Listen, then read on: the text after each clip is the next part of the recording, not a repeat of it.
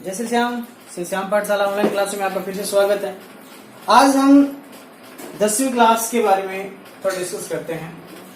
हम पढ़ रहे थे उस समय सामाजिक विज्ञान, और मैंने कहा था सामाजिक विज्ञान के अंदर बहुत सारे छोटे छोटे विषयों को अंदर इसे बांटा गया है।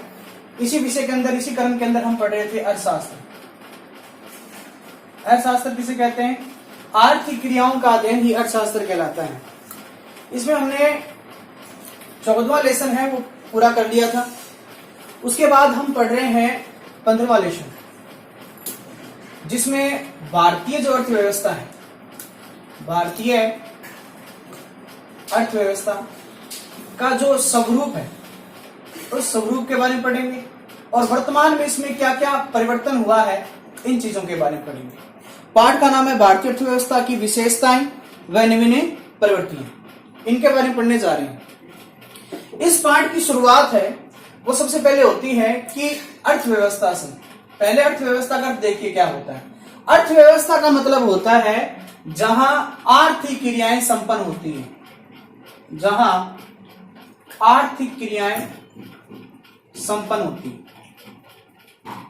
जहां आर्थिक क्रियाएं संपन्न होती है। सर आर्थिक क्रियाएं कौन कौन सी? आर्थिक क्रियाओं का मतलब होता है कि जिस कार्य के बदले आपको धन की प्राप्ति होती हो उसे आर्थिक क्रियाएं कहते हैं, और जिस काम के बदले आपको धन की प्राप्ति नहीं होती है वो गैर आर्थिक क्रियाएं कहलाती है। मतलब आर्थिक क्रियाएं कि काम के बदले धन की प्राप्ति हो। अगर काम के बदले धन की प्राप्ति नहीं होती है, धन की प्राप्ति नहीं होती है तो वो क्या कहलाती है?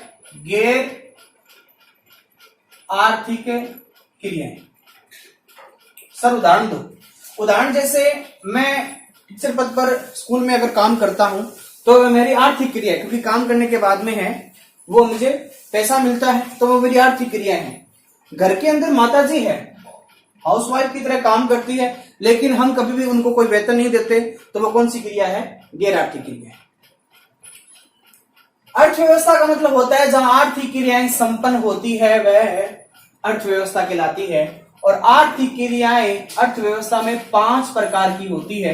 पहले बता चुका हूं, आज फिर से रिवाइज हो रहा है। इसमें सबसे पहले आता है उत्पादन, दूसरा आता है वितरण, तीसरा विनिमय, चौथा उपभोग, और 5वां आता है राजस्व। पहले नहीं था, अब वर्तमान में चल गया। ये 5 आर्थिक क्रियाएं, और 5 आर्थिक क्रियाएं हैं वो 3 क्षेत्रकों में होती है।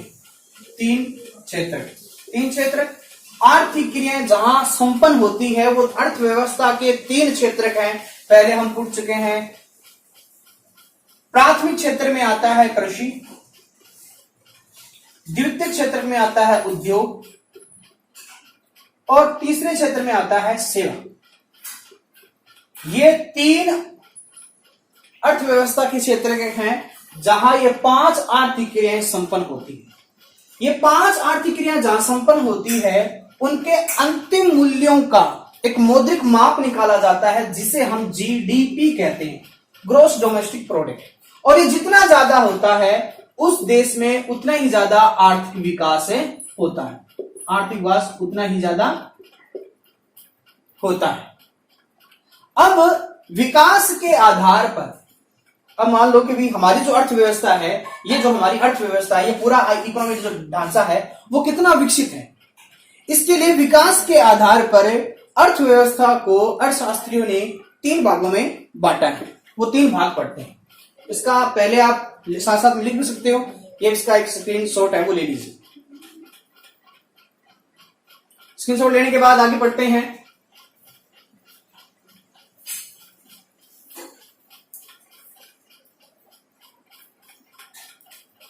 अर्थव्यवस्था।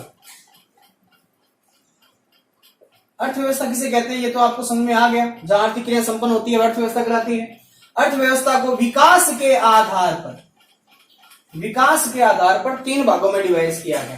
पहला, ऐसी अर्थव्यवस्थाएं जो अविकसित है।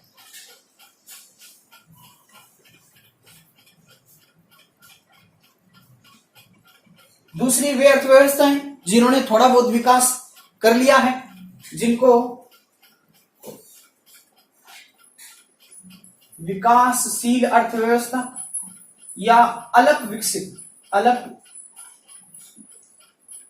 अर्थव्यवस्था भी कहते हैं।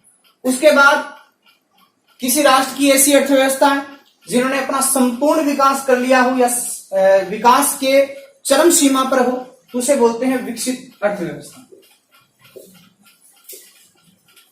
विकसित अर्थव्यवस्था। ये तीन अर्थव्यवस्था आपके स्क्रीन पर मौजूद है।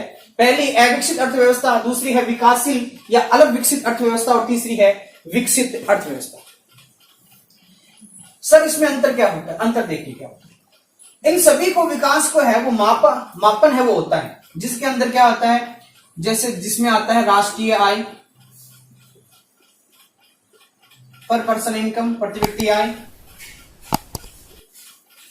स्वास्थ्य, शिक्षा, गरीबी, बेरोजगारी।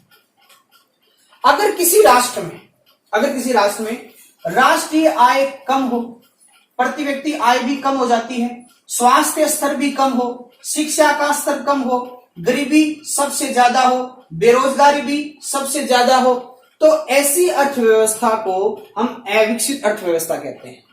ये बहुत कम है।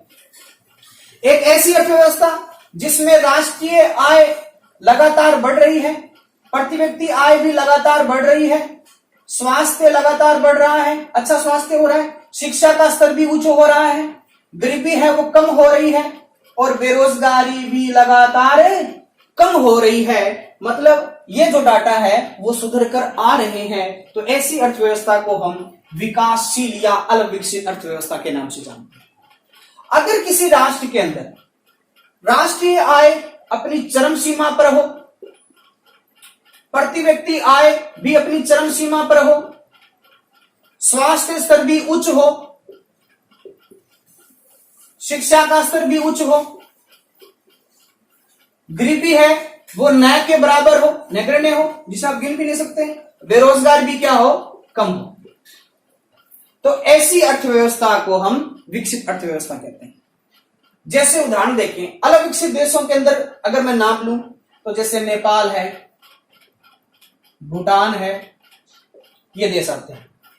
विकासशील या विकासशील अर्थव्यवस्थाओं के अंदर भारत है, बहुत अच्छा उदाहरण है, पाकिस्तान है, और चीन भी अपने आप को विकासशील अर्थव्यवस्थाओं के अंदर मानता है। विकसित अर्थव्यवस्थाओं में देखें तो अमेरिका, संयुक्त राज्य अमेरिका, लंदन, फ्रांस, रूस, इटली, ये अपने आप को देशों को है वो विकसित अर्थव्यवस्था के रूप में मानते हैं कि इन्होंने इन देशों के अंदर ये जो स्थितियां हैं ये सही है, इन देशों में लगातार विकास हो रहा है, लेकिन इन्होंने अपना कोई विकास नहीं किया। परसेंटेज के आधार पर देखें, जैसे मान लो ये कोई 0 से लेकर 10% के आसपास हो, ठीक है, इनका जो विकास है ऐसा विकास है वो लगातार जैसे 50 के आसपास हो, लगातार ये विकास कर रहे हैं, और इन्होंने अपना विकास है वो 100% ये 90 से लेकर 100% तक है वो पूरा कर लिया। तो ऐसी अर्थव्यवस्था है वो 3 प्रकार की डिवाइज की गई है, अलग विकसित, विकासशील और विकसित।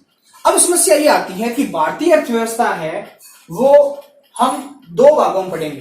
कौन सी? कि भारतीय अर्थव्यवस्था एक अविकसित अर्थव्यवस्था के रूप में और एक भारतीय अर्थव्यवस्था विकासशील अर्थव्यवस्था के रूप में। ये 2 अर्थव्यवस्था के हैं हम प्रकार पढ़ने जा रहे हैं। स्क्रीनशॉट ले लीजिए, आगे बढ़ते हैं।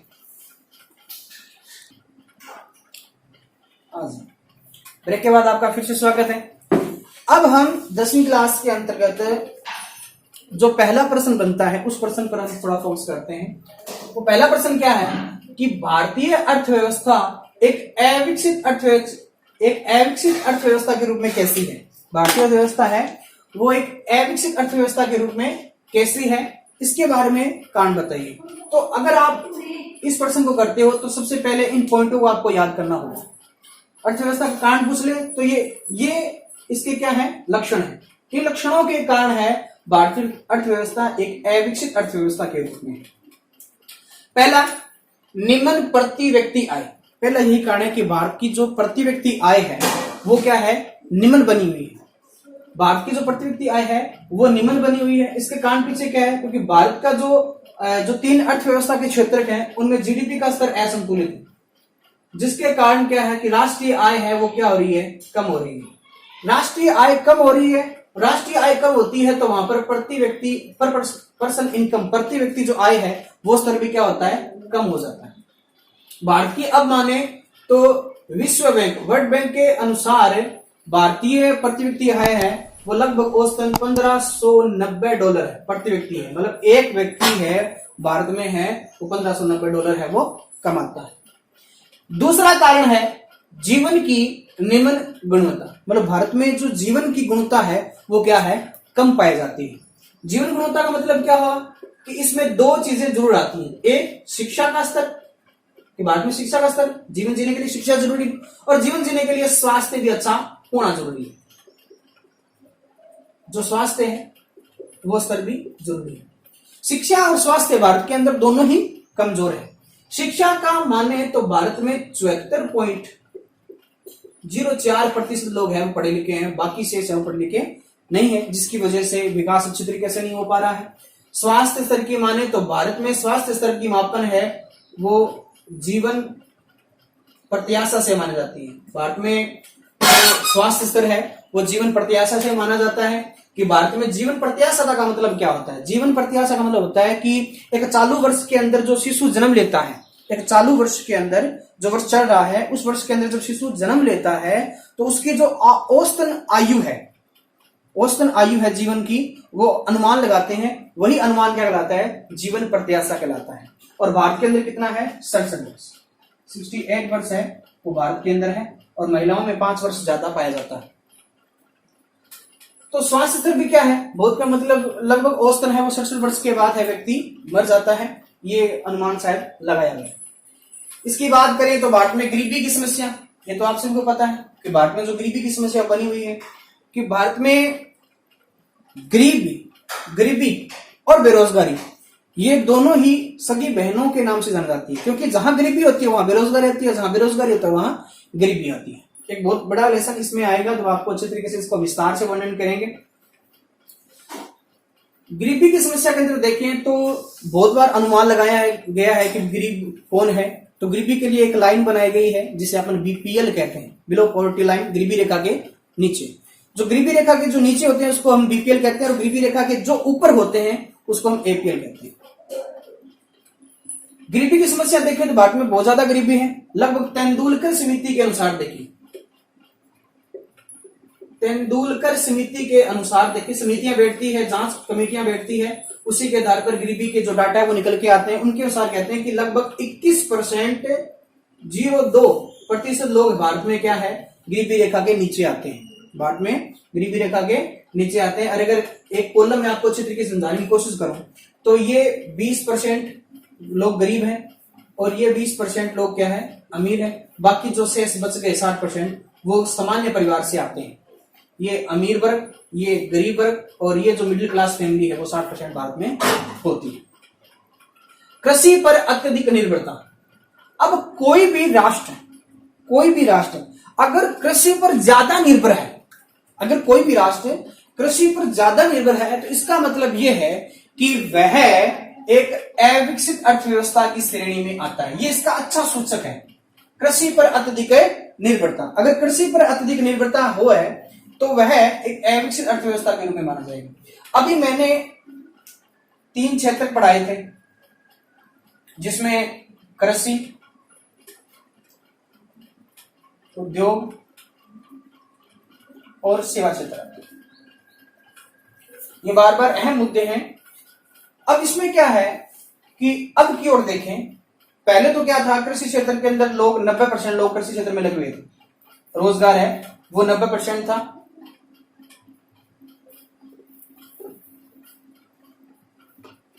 लोग रोजगार कृषि क्षेत्र में था। लेकिन वर्तमान में देखें तो केवल 48% लोग हैं वो आज कृषि क्षेत्र में लगे हुए।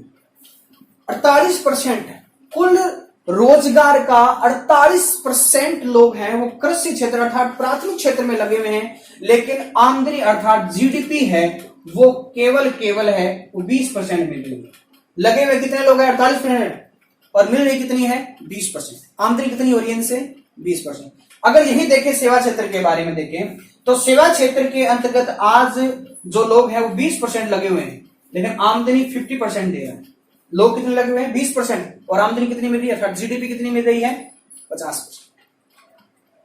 तो कृषि क्षेत्र, कोई भी राष्ट्र अगर कृषि क्षेत्र ज्यादा कर रहा है, ज्यादा झुकाव ज्यादा है, जिसका मतलब है वो विकसित अर्थव्यवस्था के रूप में है। अगर कोई राष्ट्र सेवा क्षेत्र की ओर ज्यादा झुकाव है, उद्योग और सेवा क्षेत्र की ओर ज्यादा लगा हुआ है, मतलब रोजगार का स्तर और जीडीपी स्तर उद्योग और सेवा में ज्यादा है, तो इसका मतलब है कि वह एक विकासशील या फिर विकसित अर्थव्यवस्था के रूप में कृषि क्षेत्र भारत में मिलेगा। तो भारत में तो 48%, लगभग 50% के आसपास आ गया, तो लोग कृषि पे लगे हुए हैं, तो भारत की अर्थव्यवस्था क्या मानी जाएगी? है विकसित अर्थव्यवस्था के रूप में। पांचवा इंपॉर्टेंट जो कारक होता है जनसंख्या है, लगभग सभी कारकों में आता है ये।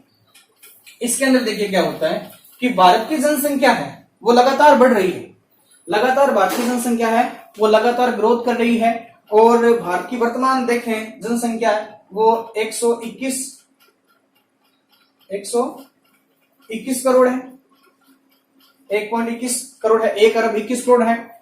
और वृद्धि दर देखें, अगर वृद्धि दर देखें तो वार्षिक वृद्धि दर है वो 17.21% है। 17.21% के आधार पर लगातार जनसंख्या बढ़ रही है, और भारत की जनसंख्या इतनी हो चुकी है कि वर्ल्ड के अंदर दूसरे नंबर पे आती है। पहला स्थान आता है वो आता है चीन का, दूसरा स्थान जनसंख्या के मामले में भारत का आता है। तो इतनी बड़ी जनसंख्या बहुत अच्छी बात है, किसी राष्ट्र में जनसंख्या होना बहुत अच्छी बात है, लेकिन इतनी बड़ी जनसंख्या के अंतर्गत है जो संसाधन है उनका आवंटन अर्थात वितरण है वो सही तरीके से नहीं हो पाता, जिसके कारण गरीबी और अमीरी के बीच में एक दीवार खड़ी हो जाती है। जिसके देश गरीबी है वो अर्थव्यवस्था के लिए एक कुसूचक है। अगर जिस देश में गरीबी ज्यादा होती है वह देश विकास अच्छे तरीके से नहीं कर पाता है। अब आता है छठा पॉइंट, बेरोजगारी। वर्तमान युवाओं के लिए सबसे बड़ी समस्या है बेरोजगारी। बेरोजगारी की समस्या देखें तो भारत में बहुत ज्यादा बेरोजगारी है, और भारत के अंतर्गत है बेरोजगारी गरीबी के कारण आता है, क्योंकि मैंने पहले पॉइंट बताया था जहां गरीबी आती है वहां क्या आएगी? बेरोजगारी आएगी। क्योंकि गरीब व्यक्ति होता है, गरीब क्यों है? क्योंकि उसे काम नहीं मिल रहा, काम मिलेगा तो उसके पास पैसे आएंगे तो वो अपनी गरीबी दूर कर सकता है। लेकिन गरीब क्यों है? क्योंकि काम नहीं है। काम क्यों नहीं? क्योंकि वो गरीब है। गरीब क्यों है? बेरोजगारी क्यों है? क्योंकि उसके पास शिक्षा, कौशल, ये जैसे जो जरूरी है किसी भी काम के लिए आपको शिक्षा होना जरूरी है। अगर आप कोई काम करते हो उसके लिए शिक्षा जरूरी है। अगर आप कोई काम करते हो उस काम का नॉलेज होना जरूरी है, अर्थात कौशल जरूरी है। अगर वो नहीं है तो आपको काम नहीं मिलेगा। इसके लिए उन लोगों के लिए भारत सरकार ने नरेगा, महानरेगा है वो शुरू की थी। उसमें ना तो कोई कौशल की जरूरत है ना कोई शिक्षा की जरूरत है, आपको सिर्फ क्या करनी है? मजदूरी करनी है। आपको उसके बदले है वो 100 दिन का वेतन दिया जाता है। तो ऐसे योजनाओं से भी हमें बहुत ज्यादा प्रॉफिट हुआ हमारे देश को, लेकिन इतना ज्यादा नहीं हुआ। जहां गरीबी होती है वहां बेरोजगारी अवश्य होती है। और बेरोजगारी की बात करें तो भारत में 2 प्रकार की बेरोजगारी को अवश्य मिलेगी, जिसमें है पहला अदृश्य बेरोजगारी, जिसे छिपी हुई बेरोजगारी कहते हैं, और दूसरा है संरचनात्मक बेरोजगारी। संरचनात्मक बेरोजगारी है वो आपको ज्यादा देखने को लिए मिलेगी। 7वां पॉइंट आता है पिछड़ी हुई तकनीकी। हमारे यहाँ टेक्नोलॉजी नहीं है। तकनीकी का मतलब होता है कि किसी कार्य को सरल करने का एक तरीका मात्र है। किसी कार्य को सरल करने का एक तरीका मात्र ही तकनीकी कहलाता है। टेक्नोलॉजी हमारे पास नहीं है, क्योंकि शिक्षा का स्तर हमारे क्या है? पिछड़ा हुआ है। साइंस जो विज्ञान स्तर है वो हमारे यहाँ क्या है? थोड़ा पिछड़ा हुआ है। इसलिए हमारी पिछड़ी हुई तकनीकी है, जिसके कारण हम कार्य को सरल तरीके से नहीं कर पा रहे हैं। दुनिया के देशों के साथ कंधे से कंधा मिलाकर आगे नहीं बढ़ रहे हैं। ये 7 अहम पॉइंट थे कि भारतीय अर्थव्यवस्था को अविकसित बताने के लिए। अब बढ़ते हैं अन्य कारक। अन्य कारकों की बात करें तो भारत में कमजोर आधारभूत संरचना है। जो विकास को बढ़ावा देने के लिए जो पहले से कोई आधार जरूरी है, जैसे ये कोई मकान है और मकान किस पे टिका हुआ है? किसी आधार पर टिका हुआ है, नींव पे टिका हुआ है। अगर नींव कमजोर होगी तो ये मकान नहीं टिक पाएगा। उसी प्रकार अगर आपको विकास करना है, हमारे देश को आगे क्या करना है? विकास की राह पर आगे पहुंचाना है, तो हमारे देश के अंदर आधारभूत सुविधाएं होनी जरूरी है। आधारभूत सुविधाओं के अंदर आता है शिक्षा, स्वास्थ्य और परिवहन, बिजली, पानी, ये सभी क्या है? आधारभूत सुविधाएं हैं। और इसमें गांव का विकास भी साथ में जुड़ा हुआ है। गांव का विकास, क्योंकि गांव का विकास होगा तो देश अपने आप विकास कर लेगा। इसके पीछे रीजन ये है कि गांव के अंदर, भारत के अंदर गांव के अंदर 70% से अधिक आबादी है वो गांव में रहती है। अगर गांव का विकास हो गया, अगर 70% लोगों का विकास हो गया तो बचे शेष 30% का विकास अपने आप हो जाएगा। उसके बाद निम्न मानव विकास, कि भारत का जो मानव विकास है वो क्या है, बहुत नीचे है।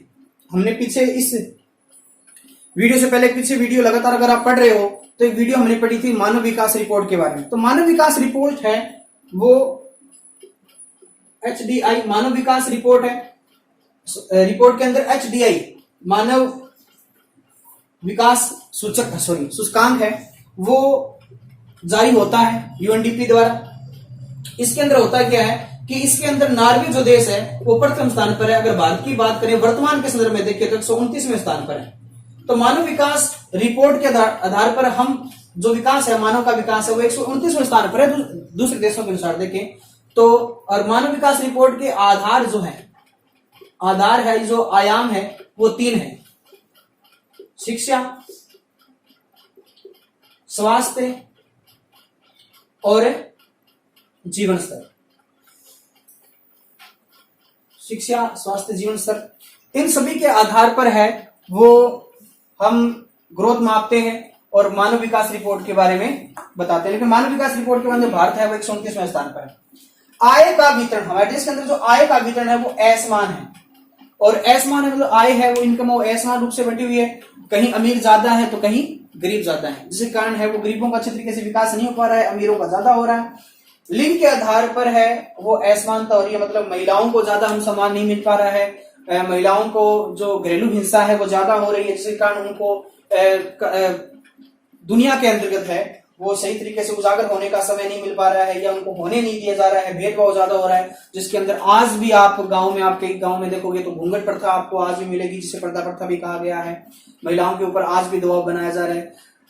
जो पुरुष कर सकते हैं वो महिलाएं भी आज कर सकती हैं। दूसरे देशों के अंदर, विकसित जो कंट्रीज के अंदर हम देखें तो हर कार्य आज महिलाएं कर रही हैं, लेकिन भारत जैसे देशों के अंदर इतनी अच्छे तरीके से नहीं कर पा रही है। लेकिन सरकारें हैं वो हर प्रयास कर रही है। जो जागरूक समाज है वो भी आज बहुत अच्छे तरीके से काम कर रहे हैं, महिलाओं को सुअवसर मिल रहे हैं। और सबसे बड़ी बात है कि देश के अंदर जो सबसे बड़ा पद होता है वो राष्ट्रपति का माना जाता है, और आज वहां पर हमारे देश की महिला है, श्रीमती प्रतिभा पाटिल जी हैं, वो राष्ट्रपति रह चुकी है। तो ये सबसे बड़ी बात है कि इतना बड़ा पद है वो वहां पर महिला हमारे यहाँ जा चुकी है। तो महिलाओं के बारे में भी बहुत अच्छा अवसर मिला है, लेकिन इतना ज्यादा नहीं मिल रहा है।